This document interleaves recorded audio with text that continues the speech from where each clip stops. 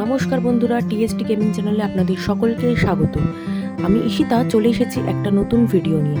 আজকের ভিডিওতে থাকছে পালক পানির। ঘরোয়া পদ্ধতিতে কীভাবে পালক পানির বানাবেন সেই ভিডিও আজকে আপনাদের সামনে নিয়ে এসেছি। ভিডিওটি শুরু করার আগে একটা ছোট্ট অনুরোধ থাকবে, ভিডিওটি প্রথম থেকে শেষ পর্যন্ত দেখবেন। কী কী উপকরণ লাগে চলুন দেখে নিন। গোটা জিরে, জিরে গুঁড়ো, ধনে গুঁড়ো, কাসুরি মেথি, টমেটো,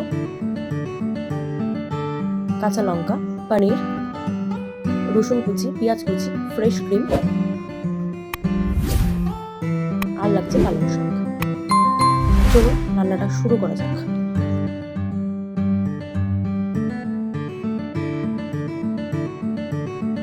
প্রথমে কড়াইয়ে জলটা গরম করলাম, পুরো সামান্য একটু নুন দিলাম, দিয়ে অল্প অল্প করে পালং শাকগুলো একটু বয়েল করে নেব।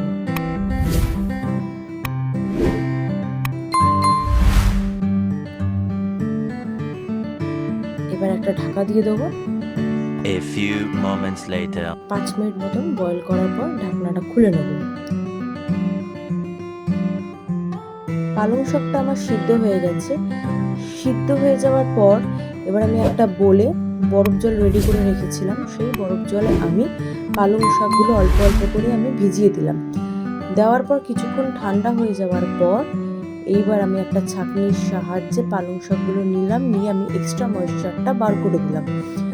এইবার আস্তে আস্তে আমি মিক্সচারের বাটিতে আমি পালং শাকগুলো ছেঁকে ছেঁকে সব দিয়ে দিচ্ছি। দেওয়ার পর এবার আমি তার মধ্যে 3খানা কাঁচা লঙ্কা দিলাম, দিয়ে এবার আমি বেটে ফেললাম। এই হচ্ছে আমার পালং শাকের পেস্ট। এবার কড়াইয়ে একটু সাদা তেল নিলাম, তেলটা গরম হলো। এবার আমি গোটা জিরে দিয়ে দেবো ফোড়নে।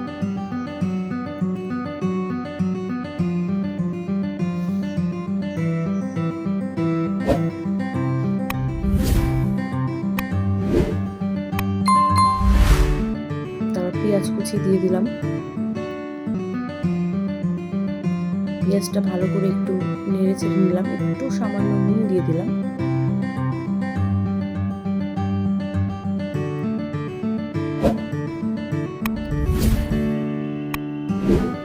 তারপর দেবো রসুনের পেস্ট,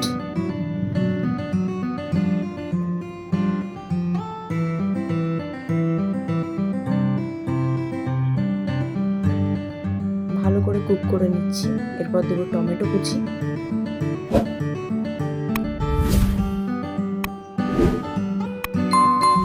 তারপর জিরে গুঁড়ো, ধনে গুঁড়ো, এক এক করে প্রতিটা মশলা আমি দিয়ে দিলাম। এবার ভালো করে কুক করে নেওয়ার পর এবার আমি পালং শাকের পেস্টটা দিয়ে দিলাম। সামান্য একটু জল দিলাম, বাটিটা ধুয়ে ভালো করে নেড়ে চেড়ে এবার নুনটা বুঝে দিতে হবে। নুনটা আমি এখানে অনেকবার ইউজ করেছি।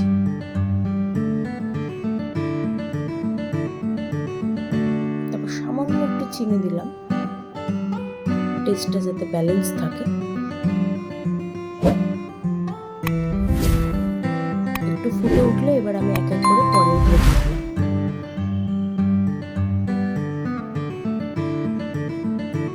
তারপর ভালো করে নেড়ে চেড়ে এবার আমি একটু কাসুরি মেথি একটু হাতে ডলে তারপর আমি দিয়ে দিলাম।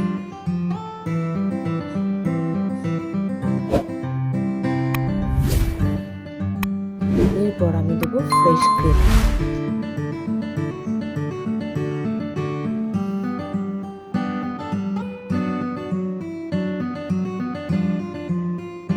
এবার আমি সামান্য একটুখানি বাটার দিয়েছিলাম, এটা আপনারা চাইলে দিতেও পারেন আবার নাও দিতে পারেন, আমি এটা দিয়েছিলাম। দেখুন পালং শাকের রেসিপিটি আমার তৈরি হয়ে গেল। একদম সুন্দর ঘরোয়া পদ্ধতিতে খুব ইজিলি আমি পালং পনিরটাকে তৈরি করলাম। আশা করছি এই ঘরোয়া পদ্ধতিতে আপনাদের পালক পানির রেসিপিটি খুব ভালো লাগবে। আমিও বাড়িতে তৈরি করেছিলাম, সবাই ভালোই বলেছিল। যদি ভালো লেগে থাকে এই পালক পানির রেসিপিটি আপনাদের, তাহলে আমাকে কমেন্ট বক্সে জানাতে প্লিজ ভুলবেন না। আর ভিডিওটি যদি ভালো লেগে থাকে তাহলে একটা লাইক, কমেন্ট আর সাবস্ক্রাইব করবেন। তো ততক্ষণে ভালো থাকবেন, সুস্থ থাকবেন। পরে এক নতুন ভিডিও নিয়ে আপনাদের সামনে আসছি।